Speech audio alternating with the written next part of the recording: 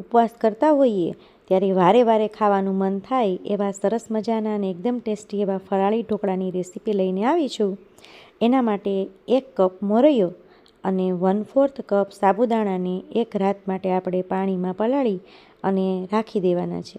બીજે દિવસે સવારે સાબુદાણા એકદમ મસ્ત પલળી ગયા હશે અને હાથથી દબાવીએ તો આ રીતે સરસ સોફ્ટ થઈ ગયા છે। તો એને પાણી બધું કાઢી અને બંનેને અલગ અલગ વાસણની અંદર મિક્સર જારમાં આ રીતે પીસી લેવાના છે અને એક વાસણની અંદર બંને ભેગા કરી અને ચમચાની મદદથી સરસ રીતે મિક્સ કરી દેવાના છે અને એની અંદર 1 ચમચો દહીં અને 1 ચમચી મીઠું ઉમેરી અને બરાબર મિક્સ કરી દેવાના છે અને 5 થી 6 કલાક માટે રેસ્ટ કરવા માટે મૂકી દેવાના છે।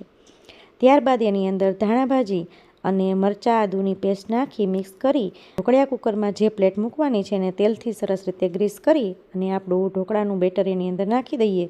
ઉપરથી લાલ મરચું અને તીખાની ભૂકી નાખી અગાઉથી પ્રી હીટ કરેલા ઢોકળિયા કુકરની અંદર આપણે એને વરાળે 15 થી 20 મિનિટ માટે બાફવા માટે મૂકી દેવાના છે।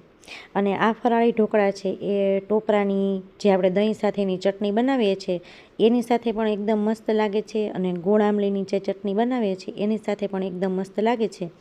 તો બફાઈને આપણા ઢોકળા તૈયાર થઈ ગયા છે। તમે જોઈ શકો છો ઢોકળાનું ટેક્સચર એકદમ મસ્ત છે અને ડિશ કરતાં એકદમ છરીની સાથે જ ઉચકી જાય એટલા સરસ બની ગયા છે।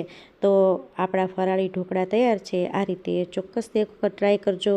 ફરાળમાં વ્રત રહેતા હોય તો આ ખાવાની મજા પડી જશે। એકવાર ચોક્કસથી ટ્રાય કરજો।